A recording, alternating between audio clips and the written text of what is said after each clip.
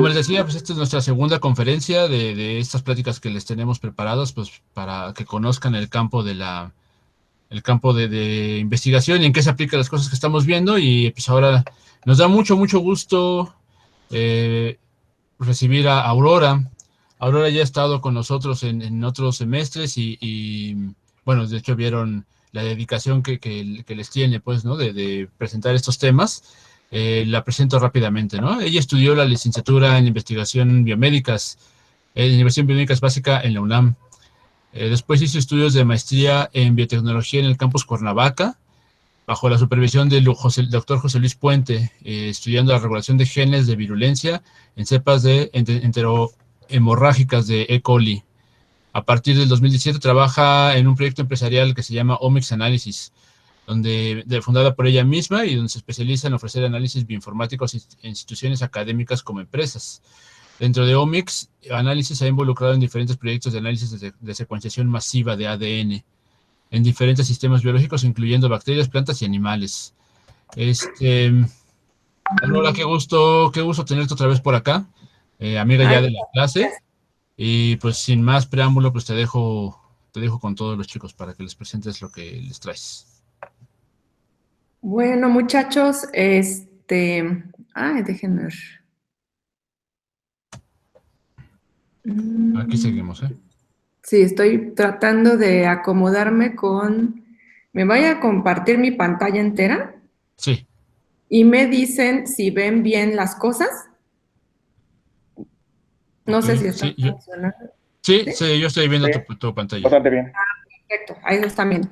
Miren, el tema que vamos a ver hoy es más que nada una vista de pájaro o como un repaso general de cómo se lleva a cabo el análisis de datos de secuenciación masiva de ADN. Entonces, vamos a cubrir muchos temas y antes que nada, pues quería agradecerles que la gran mayoría de ustedes contestaron la encuesta que les mandé, porque esta encuesta en la que les pregunté para qué les interesa hacer secuenciación masiva, a qué aplicación la van a dirigir y cuál es el modelo de estudio al que ustedes se van a dedicar, me está ayudando mucho pues a seleccionar los temas de esta clase, ¿no? Conforme a lo que ustedes comentaron en la encuesta, pues nos vamos a enfocar mucho en las variantes de ADN en humano y en otros organismos.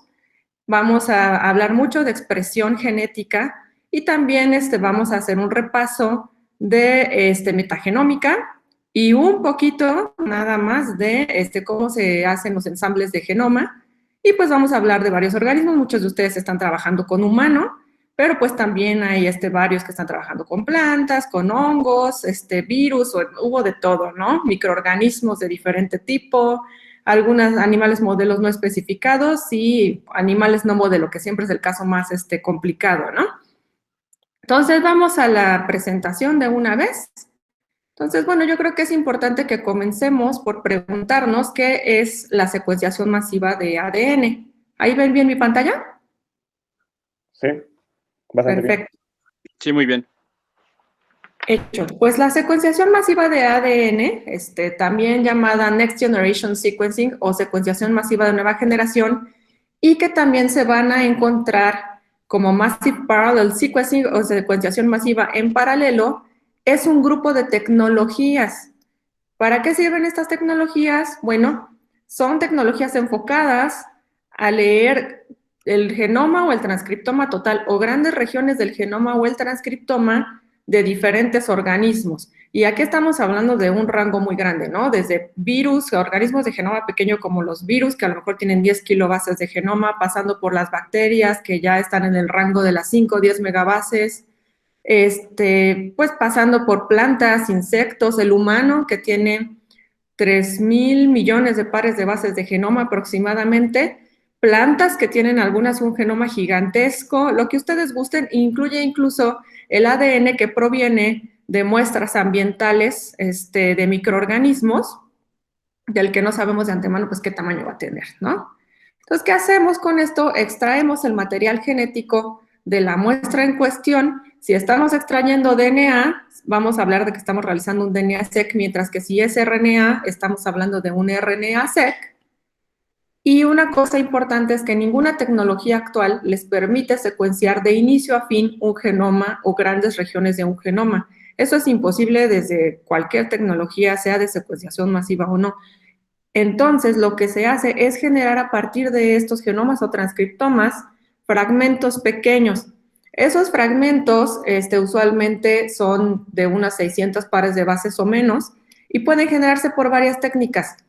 La primera es hacer una fragmentación de la muestra aproximadamente al azar. Esto se puede hacer, por ejemplo, con sonido, con el sonicador, y también se puede utilizar cócteles de enzimas de restricción que cortan aproximadamente al azar.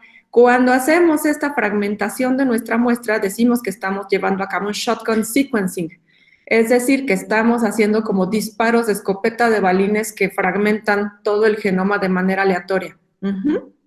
Ahora, esta no es la única manera de obtener pequeños fragmentos del genoma, sino que podemos también hacer targeted sequencing. ¿Qué es el targeted sequencing? Bueno, en este caso, lo que puedo hacer es dirigir sondas de captura, es decir, pequeños fragmentos de ADN que son complementarios a una región que a mí me interesa, y utilizar esas ondas de captura para traerme solo cierta parte del genoma.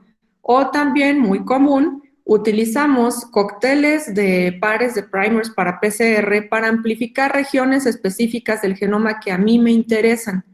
En cualquiera de estos dos casos estoy llevando a cabo un targeted sequencing para no secuenciar el genoma o el transcriptoma, sino solo un blanco que a mí me interesa.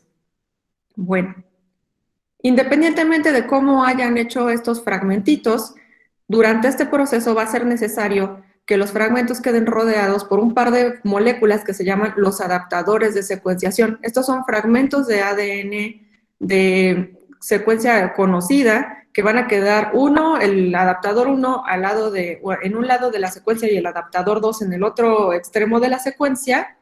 Y una vez unidas estas secuencias, decimos que tenemos una librería de secuenciación, ¿sí?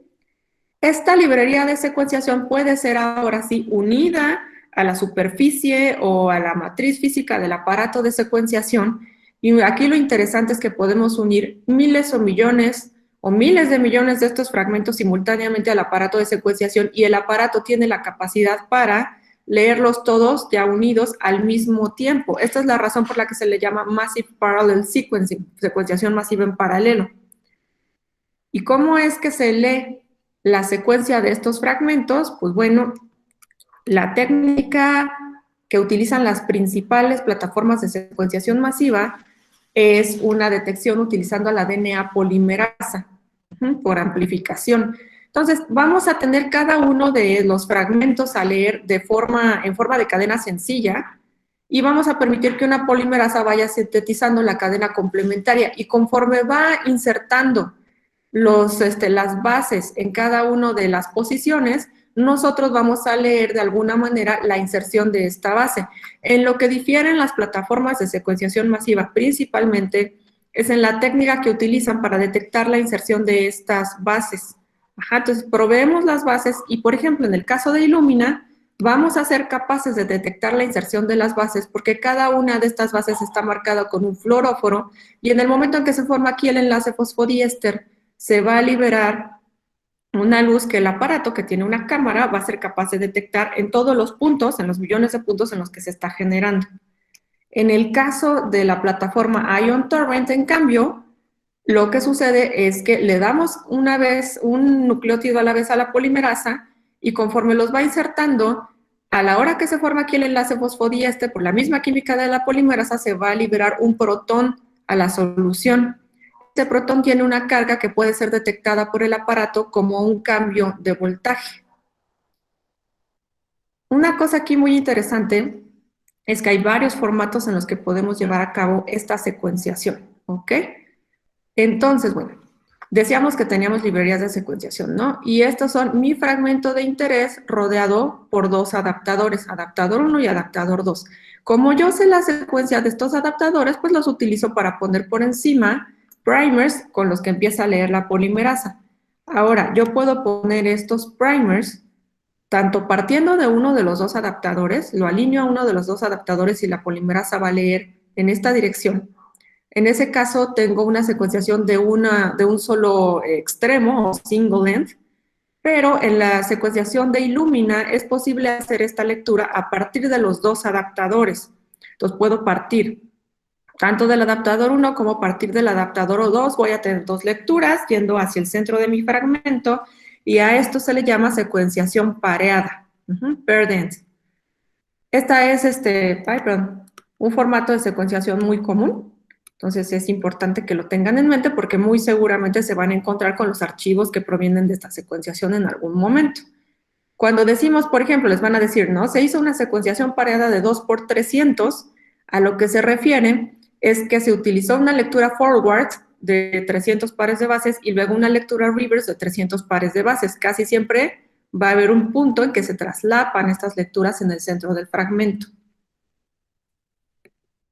Una cosa que también es muy interesante es que en casi todos los experimentos que nosotros nos planteamos estamos trabajando con grupos de muestras. No vamos a secuenciar una sola muestra, vamos a secuenciar grupos de muestras, ¿no? Por ejemplo, vamos a comparar 10 individuos de un grupo con 10 del otro grupo y para cada uno se genera una librería de secuenciación. Es por eso que se ha generado la secuenciación en múltiplex, en la que entran varias librerías al mismo tiempo al aparato de secuenciación. ¿Cómo se hace esto? Bueno, a cada una de mis librerías o del DNA o de provenientes de cada una de mis muestras, le voy a unir un adaptador diferente. Este adaptador para la muestra 1, para la muestra 2, para la muestra 3 es ligeramente diferente porque cada uno contiene un barcode. El barcode es una pequeña secuencia, barcode o índice, que está en el fragmento que es diferente de un adaptador al otro. Entonces, a la hora que viene la secuenciación, se lee tanto la secuencia del fragmento como la secuencia del barcode. Y para cada lectura tenemos esa información, secuencia del fragmento y secuencia del barcode. Esto nos permite, al final de la secuenciación, separar las lecturas que corresponden a cada uno de las librerías o muestras. Y bueno, al final de todo este proceso de secuenciación les van a llegar sus archivos de la secuenciación. Hay ciertas variaciones del archivo, pero la verdad es que actualmente casi todas las plataformas de secuenciación lo que les van a entregar es un archivo FASTQ. Entonces, el archivo FASTQ, como está hecho, tiene el nombre, para cada una de sus lecturas va a haber ahí el nombre de la secuencia, y después del nombre de la secuencia va a venir la secuencia que leyó el aparato, luego este signo de más, y en la cuarta línea, las calidades de secuenciación. Las calidades de secuenciación que reporta el aparato para cada una de las bases secuenciadas, es decir, estas dos líneas tienen la misma longitud. En un momento vamos a ver qué son esas calidades de secuenciación, y por ahora, con lo que quiero que se queden, es que esta misma información la van a tener miles o millones o billones de veces en el archivo FASTQ o en varios archivos FASTQ. Y entonces es muy importante que procesemos estos datos, porque pues este archivo no es en sí mismo una respuesta a la pregunta que se plantea en mi proyecto que tiene que ver con los comportamientos o con el metabolismo de un organismo dado de un modelo biológico, ¿no? Entonces, bueno, vamos ahora sí, bueno, pues, ¿qué me puedo haber preguntado sobre mi modelo biológico, no? La secuenciación masiva es un grupo de tecnologías que permiten responder preguntas sobre un, decíamos, rango muy amplio de modelos biológicos. Y no solo es amplio el rango de modelos biológicos, sino el rango de preguntas que se pueden realizar. Pero a grandes rasgos podemos agrupar esas preguntas en unos temas principales, ¿no? Y en este momento yo creo que uno de los temas más importantes es si en el grupo de individuos que yo estoy secuenciando existen cambios en el ADN del individuo con respecto al genoma reportado de ese individuo, ¿no? Entonces, por ejemplo, para el humano, para las bacterias, para muchos organismos, ya hay un genoma que ustedes se van a encontrar como un FASTA en el NCBI y queremos saber si hay cambios en lo que yo secuencio respecto a ese genoma.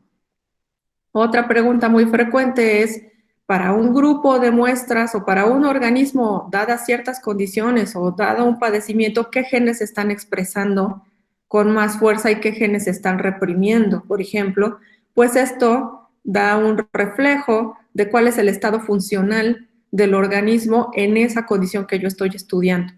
Otra cosa que en este momento se estudia mucho es cuál es la secuencia de los genomas y qué regiones o genes contienen. Esto sobre todo para los organismos nuevos cuyos genes y genoma no se conocen de antemano.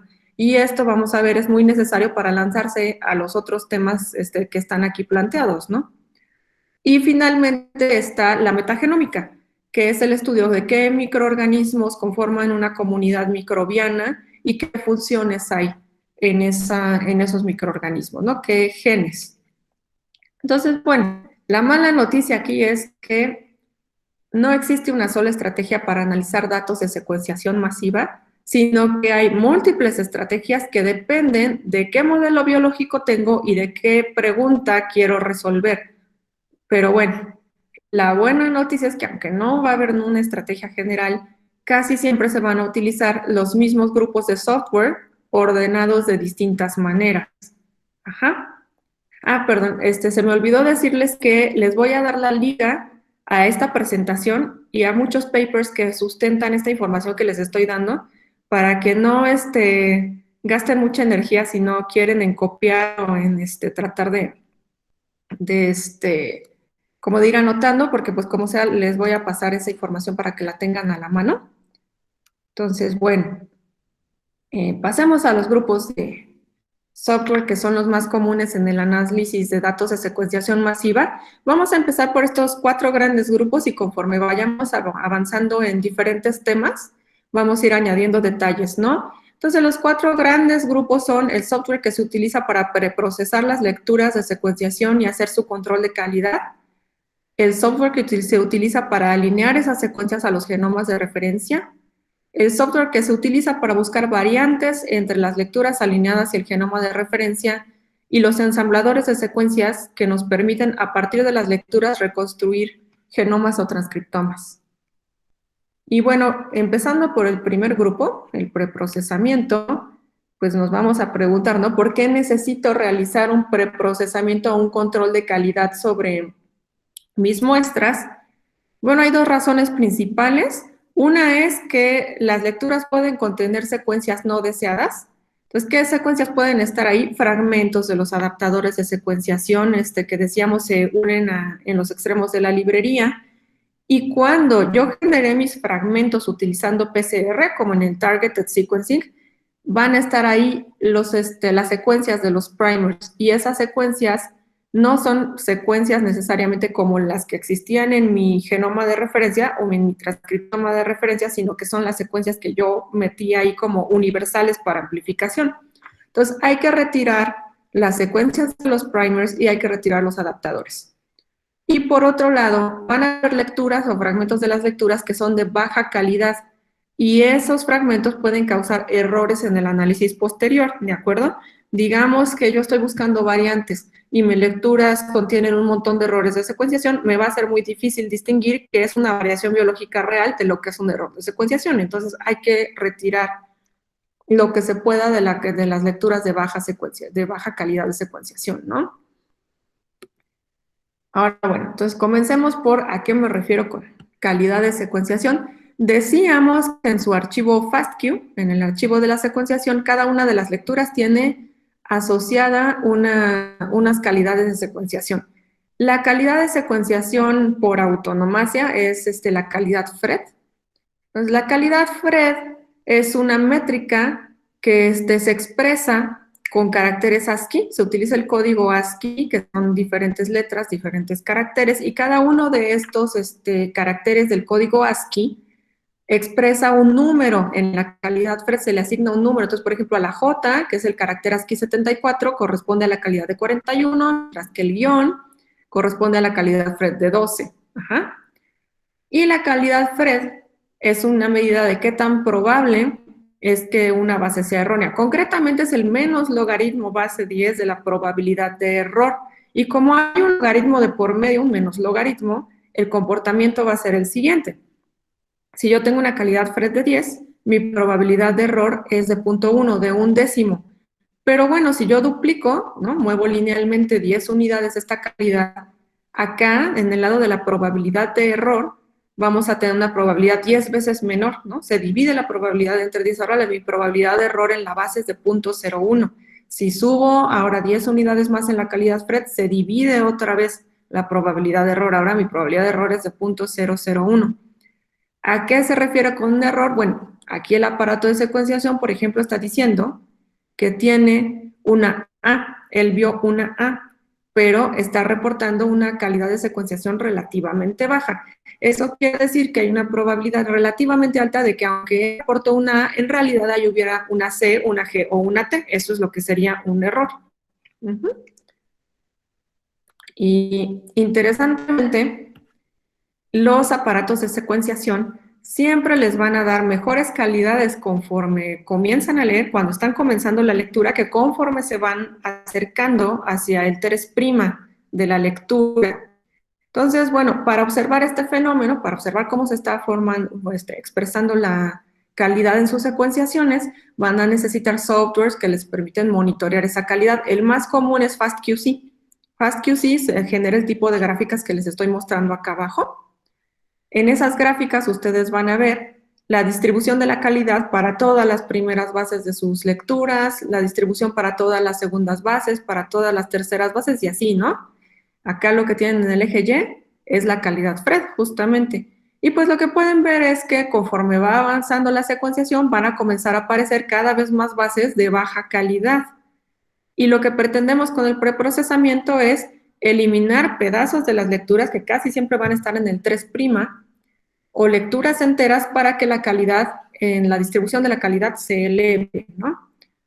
En el preprocesamiento se hacen principalmente este tipo de procesos. Se cortan adaptadores y primers, se cortan extremos 5' y 3' de baja calidad, o se eliminan lecturas enteras cuando su promedio de calidad es muy bajo, y se eliminan lecturas que quedaron muy cortas. Y aquí les pongo un grupo, los grupos de softwares o los softwares que son más comunes para hacer este proceso. Se van a ir encontrando más. Aquí a lo largo de la presentación les voy a ir presentando los nombres de varias herramientas que son de uso muy común, pero bueno, a la hora que ustedes vean la literatura se van a encontrar muchas que van saliendo que son nuevas o algunas que no son nuevas pero que son menos frecuentes en uso, ¿no? Acá entonces vamos a utilizar a Cotadapt. Nosotros, por ejemplo, siempre utilizamos Cotadapt y Trimomatic, y hay gente que le gusta mucho utilizar a Babadook. Una vez que ya tengo mis secuencias preprocesadas, vamos a hacer varios tipos de procesos y lo más común es que yo me lance por un alineamiento de secuencias. ¿Qué es un alineamiento de secuencias? Pues muy a grandes rasgos, un alineamiento es un proceso en el que se busca para cada una de las millones de lecturas que ustedes secuenciaron la posición a la que esa lectura corresponden los cromosomas de su organismo modelo y de qué posición a qué posición de cada cromosoma van, o del cromosoma en cuestión más bien. Y aquí van a necesitar a fuerza un genoma de referencia. ¿Qué es un genoma de referencia? Pues es esa secuencia FASTQ que está depositada en bases de datos públicas como el NCBI, que hace referencia a humano, o a abeja, o a Escherichia coli, ¿no? Que ustedes necesiten. Y una cosa interesante es que pues estamos alineando millones, billones a veces de lecturas, a la vez y necesitamos que esto se realice en un tiempo humanamente razonable, ¿no? Y es por eso que los alineadores de secuencias para secuenciación masiva utilizan por lo menos 2 trucos, todos ellos utilizan 2 trucos y pueden usar más, pero los principales van a ser los siguientes, ¿no? Para empezar, no van a utilizar el genoma de referencia tal cual viene de la base de datos, sino que utilizan un genoma de referencia indexado.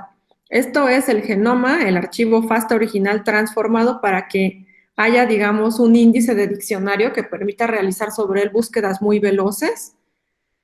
Por cuestiones de tiempo no vamos a poder ver esto muy a profundidad, pero pues les digo que principalmente hay 2 métodos muy socorridos. Antes era el método de indexado por hashes y en este momento es el Burrows-Wheeler Transform, la transformada de Burrows-Wheeler. Pero bueno, el caso es tener un índice, ¿no? Y en el alineamiento, por otro lado, no se va a alinear toda la lectura a la vez, sino que se utiliza la técnica de semilla y extensión. Esto es que van a alinear, o el alineador va a tratar de buscar primero un pedacito de cada lectura en el índice y se va a ir a ver en cuántas posiciones del genoma se encuentra ese pedacito. Y una vez que hace eso, para todas esas posiciones donde encontró, va a extender la lectura hacia los lados y va a ver qué tan bien se aparea, qué tan bien hace match esa lectura contra el genoma de referencia. y se va a quedar con el alineamiento de mejor calidad, es decir, aquel que se parece más a la lectura, ¿no? Se va a quedar con la posición que se parece más a la lectura y esa es la que va a reportar. Y va a reportar tanto el alineamiento como la calidad que el alineador, le asigna a ese alineamiento. Al final van a tener un archivo de alineamiento de secuencias. Y aquí el formato más común es el formato SAM o su contraparte en la forma binaria, que es el formato BAM.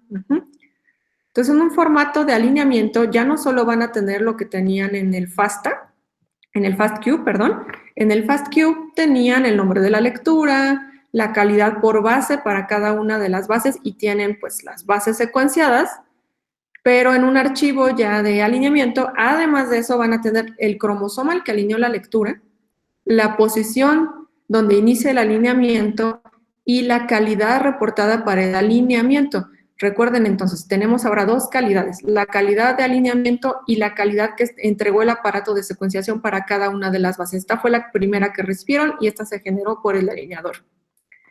Ya que tienen este archivo de alineamientos, pues ahora sí se pueden lanzar a los procesos biológicamente más interesantes, ¿no? Y vamos a ver ahorita dos principales. Uno es la búsqueda de variantes de ADN y otro es el análisis de expresión genética. Entonces, comencemos por la búsqueda de variantes. La búsqueda de variantes se hace cuando, principalmente en el DNA-seq, también se puede hacer en el RNA-seq, pero pues lo más común es que lo estemos haciendo sobre lecturas que corresponden a ADN. ¿Y de qué se trata una búsqueda de variantes? Pues muy sencillo, ¿no? Se trata de buscar cambios entre el ADN secuenciado, las lecturas que yo alineé, y el genoma de referencia, que nuevamente es esa secuencia que proviene de las bases de datos públicas, que es la secuencia, digamos, con la que todos trabajamos para humano o para otros organismos, ¿no? ¿Qué tipo de cambios puedo estar buscando? Actualmente se buscan muchos tipos de cambios, pero ahorita vamos a hablar de los principales. Se buscan polimorfismos de un solo nucleótido SNPs. ¿Qué es un polimorfismo de un solo nucleótido? Bueno, en mi genoma de referencia está reportada una A o está reportada una T, pero yo veo en mis lecturas otra cosa, ¿no? Como los organismos, muchos son diploides, por ejemplo, como en humano, van a haber casos en los que yo incluso veo dos bases diferentes a mi genoma de referencia. Y en los organismos tetraploides, como las plantas, puedo ver hasta más, ¿no? Y también se buscan muy comúnmente indeles, inserciones y deleciones. ¿Qué son estas? Bueno, en mi genoma de referencia yo tengo una base o varias bases que están ausentes en las lecturas. Eso sería una deleción. O por el contrario, en mis lecturas hay más bases que las que están en esa posición en el genoma de referencia. Es decir, hay una inserción.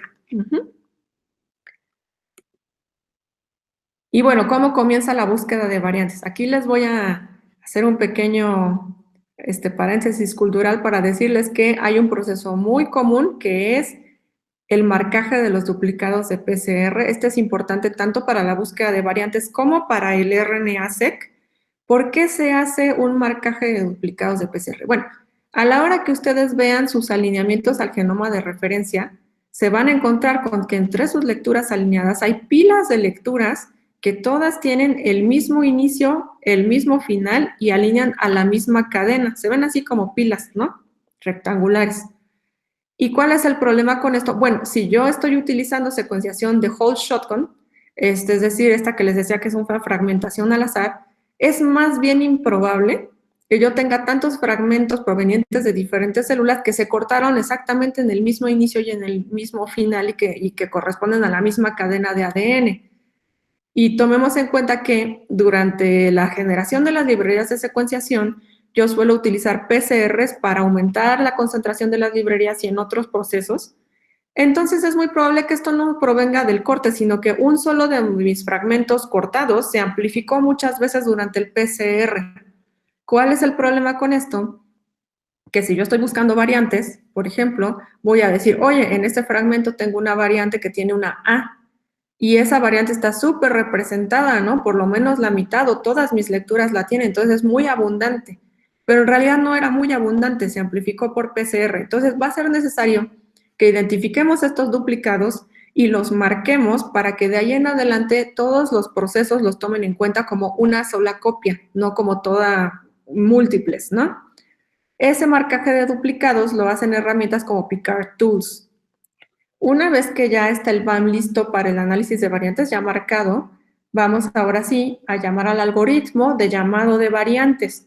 Y aquí, pues bueno, vamos a ver que hay un mundo de algoritmos para el llamado de variantes, pero bueno, a grandes rasgos, ¿qué se hace en el llamado de variantes? Lo primero que va a hacer el proceso de llamado de variantes es generar una lista de candidatos, de variantes candidatos. Entonces, eso simplemente es posiciones donde ve diferencias entre las lecturas y el genoma de referencia. Y una vez que ya tiene a los candidatos, va a revisar en esos candidatos, en esas posiciones candidatos de variación, diferentes cosas. Para empezar, y muy importante, qué cantidad de alineamientos soportan que existe una variación. Entre más alineamientos aparezcan que tienen la variante, más probable es que sea real. ¿Qué calidad tienen las bases en las que aparece esa variante? Entre más alta sea la calidad de esas bases, mejor.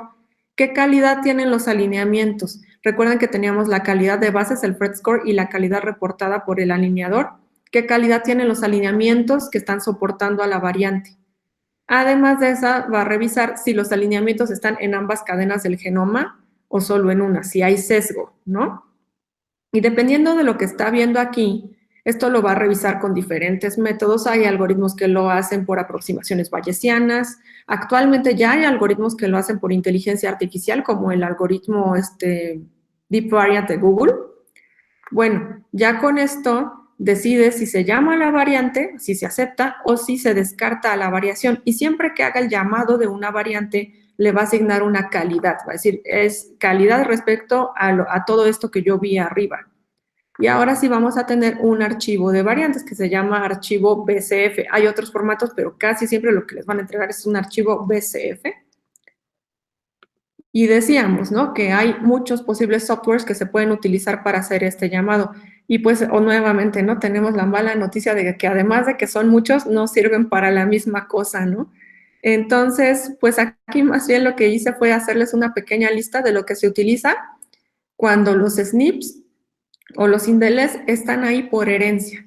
¿Cómo que por herencia? Bueno, pues de padres a hijos o de, por ejemplo, organismo a células en la siguiente generación por división, ¿no? Van a haber variantes que existen que son heredadas a la descendencia. Estas variantes que pueden ser SNPs o indeles, pues por ejemplo en el humano se muestran como variantes que aparecen en nuestras dos copias de los cromosomas cuando fueron heredados tanto de padre como de madre, como variantes que provienen o solo del padre o solo de la madre y aparecen en la mitad de las lecturas, ¿no? Entonces, algoritmos muy socorridos como el GATK Haplotype Caller o SAMtools, BCF Tools se dedican o son muy aptos para ese tipo de búsqueda. Pero es otro caso muy diferente cuando las variantes surgieron de forma espontánea, no en la línea germinal, sino ya en el organismo, pues vivo, ¿no? Adulto, digamos, o ya nacido, ¿no? Como es el caso muy frecuente en cáncer. En cáncer se acumulan una cantidad de variantes de forma espontánea en las células. Hay grupos, entonces, de algoritmos que se dedican a esa búsqueda de variantes somáticas. Ahorita, por ejemplo, se utiliza muchísimo MUTEC2, ¿no? Strelka2 y BARScan2. Entonces, bueno, hay que elegir bien con qué vamos a hacer el llamado de variantes respecto a lo que yo estoy estudiando. Otra cosa importante, en los organismos que no son como el humano, como las bacterias, tienen una sola copia de los cromosomas, son haploides. Bueno, no siempre, pero sí, suelen ser haploides. Y los organismos como varias plantas, por ejemplo, tienen genomas tetraploides o hasta hexaploides, ¿no? 6 copias por cada cromosoma. Hay que revisar bien qué llamado de variantes vamos a utilizar. Es frecuente que se utilice, por ejemplo, a SAMtools con BCF Tools para el llamado en los organismos con ploidías altas. Aquí rápido un repasito de cómo se ve un archivo de llamado de variantes, BCF. Básicamente, ese archivo va a tener la posición donde se observó la variante, es decir, cromosoma y posición, aquí lo ven, y va a decir qué se observaba en el genoma de referencia que yo bajé del NCBI y qué se observa en mis muestras, el genotipo alternativo, ¿no? y cuál es la calidad que reporta quién, el algoritmo de llamado de variantes. Llamamos 3 calidades, ¿no? La calidad por base, por el secuenciador, la calidad reportada por el alineador y la calidad reportada para el llamado de variantes. Y como tenemos una calidad para el llamado de variantes, es muy frecuente que se filtren esas variantes respecto a su calidad. Entonces vamos a tener ya un BCF con las variantes de más alta calidad y posteriormente se anote el efecto biológico de estas variantes. Para eso voy a necesitar la información de dónde están los genes en el genoma de referencia. Eso suele venir también del NCBI como archivos GFF, por ejemplo. Entonces, la anotación del efecto biológico la hacen diferentes herramientas. ¿Y qué están haciendo? Pues van a poner ahí en el BCF junto a la variante si se considera, por ejemplo, que esa variante altera la secuencia de la proteína codificada en esa región o si mete un codón de paro en los genes. Y también van a traer información de bases de datos públicas sobre si esa variante ya se ha reportado, por ejemplo, asociada con una enfermedad hereditaria o asociada con una resistencia a fármacos de cáncer, ¿no? Eso viene de ¿dónde? De bases de datos públicas, mientras que también decíamos predicciones sobre el efecto que tiene sobre el gen. ¿Y qué vamos a hacer también con los alineamientos? Estamos pasando a otro gran tema, estamos dejando atrás las variantes y estamos entrando en el RNA-seq, cuando mis lecturas provienen de RNA retrotranscrito. Entonces, en este caso son estudios de la expresión genética y esos estudios van a comenzar por un alineamiento de las lecturas que corresponden a RNA, recuerden, a diferentes fuentes. Mi referencia puede ser un genoma y hay organismos que en su genoma todo el gen está así, bonito, continuo, como en las bacterias, genoma sin exones, ¿no? Entonces aquí podemos alinear directamente las lecturas así, pero recuerden que organismos como el humano y muchas plantas tienen exones. ¿Esto qué es? Pues el mismo gen está dividido en fragmentitos y solo parte de estos fragmentos son los que acaban realmente en los transcritos. Los intrones que van en medio de estos exones se eliminan por splicing. Entonces, a la hora que yo alineo mis lecturas, necesito utilizar un alineador que es capaz de reconocer que las lecturas pueden estar divididas en diferentes regiones del genoma. Aquí la herramienta más común es el alineador TopHat y TopHat 2. Y también podemos hacer alineamientos a transcritos. Esto ahorita es algo muy utilizado. Ya no estoy recurriendo al genoma, sino que utilizo como referencia el transcriptoma reportado. Hay transcriptomas reportados para humano, para ratón, para rata, para un montón de organismos. Entonces, alineo a los transcritos. Y una vez que ya tengo mis alineamientos, los análisis de expresión genética casi siempre van a circular por una búsqueda de conteos. Más bien por conteos, no por una búsqueda, por conteos. Entonces, estos conteos se hacen con varias herramientas y aquí el objetivo es decir, pues cuántas lecturas tuve alineadas a cada uno de mis genes o a cada uno de mis transcritos. ¿Y por qué estoy contando? Porque asumo que esas cuentas reflejan qué tan fuerte o qué tan alta era la expresión de cada uno de esos genes o de cada uno de esos transcritos. Esto a su vez refleja qué tan activo estaba un gen, ¿no? Qué tanto se estaba expresando y por lo tanto si su función era relevante o no era relevante en esa condición que yo estoy estudiando. Y hablando de esas condiciones que yo estoy estudiando, pues casi siempre vamos a proceder a un estudio de análisis de expresión diferencial. ¿Qué es el análisis de expresión diferencial? Bueno, en un proyecto de investigación de transcriptómica, casi siempre yo voy a estar trabajando con varias condiciones, digamos, ¿no? Yo estoy trabajando con una enfermedad. Entonces, quiero comparar la expresión genética en una enfermedad, digamos, diabetes, contra la expresión genética en individuos sanos. O quiero comparar la expresión en esta cepa, en esta variedad de maíz que yo sé que es muy resistente a plagas, que en esta que no es resistente a plagas. O en este cultivo bacteriano que yo sometí a un reto biológico, por ejemplo, a un antibiótico, versus este cultivo que no está en presencia del antibiótico. Entonces, tengo mi condición relevante contra mi condición control.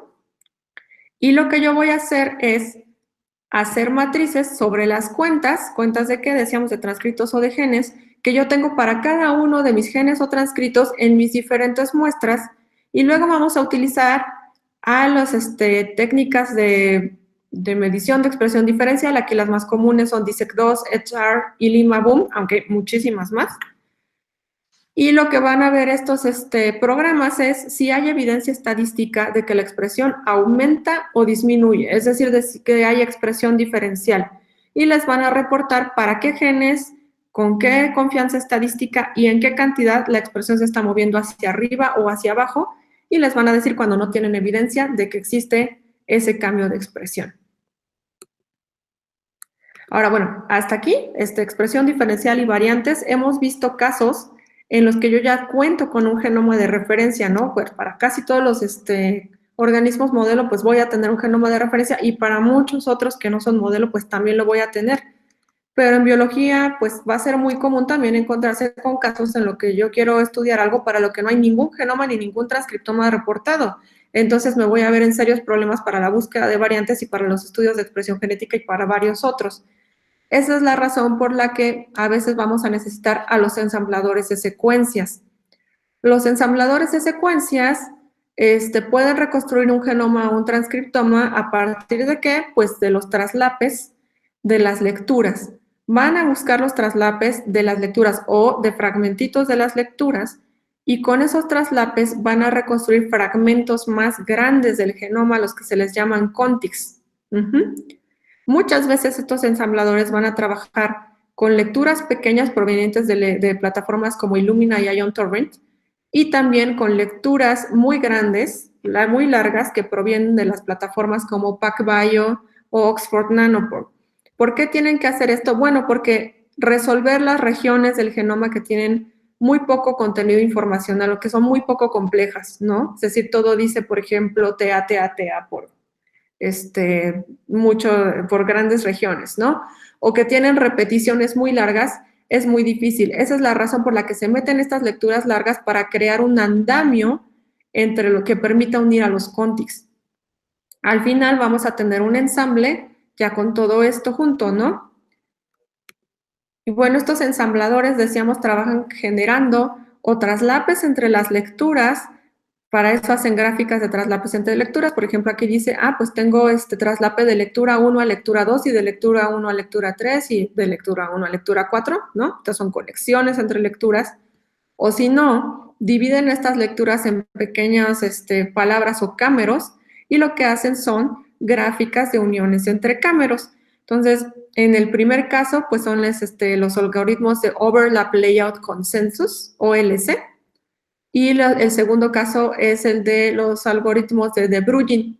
Hay softwares muy comunes como Spades que utilizan gráficas de Bruegel. Y nuevamente, no podemos usar el mismo ensamblador para cualquier objetivo. Hay ensambladores para genomas, hay ensambladores para transcriptomas y hay ensambladores para metagenomas. Y nada más viendo, por ejemplo, el caso de los genomas, también vamos a tener que ver de qué tamaño espero que sea el genoma del organismo que yo estoy ensamblando para elegir al ensamblador. Por ejemplo, Spades se utiliza muchísimo para los organismos de genoma pequeño como bacterias, levaduras y hongos, pero los casos, y pasando por todos estos que se utilizan para el tamaño de humano, digamos 3 gigas aproximadamente, y se ha utilizado, por ejemplo, al ensamblador Mazurka, cuando ya estamos trabajando con genomas enormes como los de plantas con ploideas altas y 21 gigas, ¿no? De genoma. Entonces, bueno, hay que ir a ver cuál es qué tipo de ensamblador se está utilizando para el organismo que yo quiero ensamblar. Y bueno, vamos a ahora cerrar con un tema muy interesante que es el análisis de datos de metagenómica. Entonces decíamos que en la metagenómica se analiza el ADN o el ARN que proviene de comunidades microbianas, sean de levaduras, de virus, de hongos, de lo que ustedes gusten. Se aísla el ADN o el ARN total de una comunidad que proviene de diferentes nichos y podemos hacer diferentes cosas. En el caso del ADN, podemos dirigir primers hacia un marcador filogenético, hacia un marcador que es universal, por ejemplo, para bacterias. Aquí el caso más común es el 16S, RNA ribosomal 16S. Para eucariontes, RNA ribosomal 18S, o el ITS en hongos. Amplificamos esos marcadores y vamos a secuenciar amplicones de esos marcadores, o bien nos lanzamos a fragmentar por completo el ADN proveniente de todas esas bacterias y hacemos un enfoque metagenómico. Y en el caso del ARN, casi siempre vamos a hacer shotgun sequencing también, fragmentamos todo el ARN y en este caso hacemos metatranscriptómica. Entonces vamos a ver, esto es un tema muy amplio, entonces vamos a tener que verlo de manera relativamente somera. Hay muchísimas cosas que se pueden hacer con este tipo de información, pero bueno, vamos a ver lo más general, ¿no? Si mis lecturas son de amplicones, por ejemplo, del RNA ribosomal bacteriano 16S o del ITS de hongos, lo primero que vamos a hacer, como siempre, es un preprocesamiento para quitar las lecturas de mala calidad, y para, aquí muy importante, quitar adaptadores. Y recuerden, los primers, porque utilizamos primers para levantar la región de interés. Aquí están las herramientas con las que se puede hacer. Y en el caso de que hayamos hecho lecturas por fragmentación al azar, también vamos a tener que quitar estos adaptadores y fragmentos de lecturas de baja calidad. Y muy frecuentemente, cuando esto proviene de un hospedero como el humano, vamos a tener que eliminar por alineamiento al genoma del hospedero todo el DNA que provenga del hospedero o todo el RNA que provenga del hospedero. Una vez que hicimos esto, si se trata de amplicones, lo que vamos a hacer es utilizar diferentes suites. Suites son como grupos, como arreglos de software, de muchos tipos de software que ya están ahí para hacer todo el proceso. Estas son las suites más comunes para trabajar con amplicones de 16S, 18S e ITS. Entonces, con mis lecturas listas para análisis, lo que yo voy a hacer es ver cuántas variantes del amplicón, bueno, cuántas variantes de mi región de interés tengo ahí o cuántas secuencias representativas. Asumo que cada una de esas variantes o de variaciones que yo tengo de mi región de interés corresponde a diferente tipo de bacteria, ¿no? O diferente tipo de hongo, por ejemplo. Entonces, una vez que veo las lecturas representativas, voy a asignarles una taxonomía utilizando bases de datos públicas que ¿qué hacen? Pues dicen que a qué filum, a qué género, a qué especie, ¿no? Pertenecen diferentes variantes del RNA ribosomal. Estas son las más comunes, Silva y Green Genes. Y también voy a contar cuántas veces apareció en mi muestra cada una de esas variantes. Entonces, al final lo que voy a tener es una tabla de abundancia de clados. Es decir, una tabla donde tengo en mis columnas mis muestras, muestra 1, muestra 2, muestra 3, en mis filas las especies, Escherichia, bueno, géneros, por ejemplo, Escherichia, Salmonella, Shigella, y tengo cuentas de cuántas veces fue detectado cada uno de esos. Ahora, si mis lecturas provienen de shotgun sequencing, me voy a tener que complicar la vida considerablemente más. Entonces, en este caso, con las lecturas listas para análisis, puedo proceder directamente de las lecturas utilizando diferentes softwares. Aquí hay cantidades, pero miren, si van a partir de las lecturas directamente, pueden utilizar, por ejemplo, Kraken 2, Metaflana, todos estos. ¿Y qué van a hacer esos softwares? Van a irse a traer la información de bases de datos y pueden utilizar muchas utilizan a NCBI, a Uniprot, a Keck. ¿Y qué están buscando en estos softwares? La información de la taxonomía que está asociada a, bueno, van a alinear sus lecturas para buscarles una taxonomía y van a alinear sus lecturas o a compararlas para buscarles una función. ¿A qué grupo taxonómico pertenecen estas lecturas y a qué funciones están asociadas esos fragmentos de ADN? Funciones como funciones metabólicas, funciones de virulencia. Al final, entonces, les tienen que entregar una tabla de abundancia de funciones, además de la de clados, una de abundancia de funciones. Les van a decir, para glucólisis, tantas cuentas en la muestra 1, para resistencia a antibióticos, tantas cuentas en la muestra 2, ¿no? Ahora, eso es uno, por las lecturas, pero también es muy recomendable que tomen esas lecturas y las ensamblen, utilizando algoritmos específicos para metagenómica como MegaHit o Metaspace. Y una vez que tienen ese ensamble, hagan una predicción de qué genes están presentes en los contigs, utilizando cosas como MetaGenMark o PROCA o Prodigal. Una vez que tienen el ensamble más la lista de genes, pueden hacer otra vez el proceso de comparación a bases de datos, pero esta vez utilizando el contig entero o genes enteros. Entonces, nuevamente van a haber herramientas y aquí hay cantidad de pipelines y muchos de ellos son in-house, a cada quien diseña el suyo, para encontrar la tabla de abundancia de clados y la tabla de abundancia de funciones. Bueno, les voy a dar Sé que nos fuimos muy rápido, pero creo que necesitamos un poco de tiempo para preguntas, ya queda poquito. Recomendaciones finales muy rápido. Es muy importante que si se van a lanzar un proyecto de análisis de datos de secuenciación masiva, hagan un repaso relativamente concienzudo de los reportes de qué se ha utilizado de herramientas bioinformáticas para proyectos con mismo modelo biológico o con preguntas parecidas. Otra cosa muy importante es que cuiden el diseño experimental y la ejecución de su experimento de NGS, porque por regla general, en el análisis de datos, si basura entra, basura sale. Y va a ser muy difícil que con análisis puedan compensar un problema de baja calidad de secuencias, de insuficiencia de secuencias o de insuficiencia, por ejemplo, de réplicas, ¿no? Y en cuanto a las técnicas, yo creo que para empezar a hacer bioinformática es muy interesante que se familiaricen con el shell de Linux y con R. También pueden utilizar Python y otros lenguajes, pero ahorita muchas de las herramientas están en R. Entonces, este es un buen punto de entrada. Y pues finalmente voy a dedicarle esta clase a mi amigo Juan Arias del Ángel, que entre pues muchas otras cosas era un excelente bioinformático.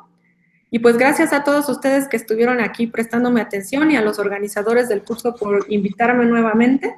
Y pues pasemos a las preguntas para que nos dé tiempo de al menos resolver algunas. Adelante, chicos, si quieren preguntar algo. Sí, por favor. Digo, si no, como sea, voy a compartir tu correo y la presentación y material que nos manden. Ya saben los chicos que pueden hacerlo, que pueden contactar a los investigadores. Ajá. Pero si ahorita tuvieran alguna duda. Sí, si tienen alguna, aprovechen, porque justo pensé que esto iba a motivar muchas dudas, porque yo sé que es un panorama general, ¿no? Por cierto, les voy a mandar la liga de la presentación y de varios artículos que les pueden servir. Aquí preguntan si existe alguna rama de inteligencia artificial relacionada con este tipo de estudio. Sí, sí existe. Miren, anteriormente muchos de los algoritmos que estaban utilizándose para predecir variantes, para hacer esta inferencia en transcriptómica, eran enfoques bayesianos.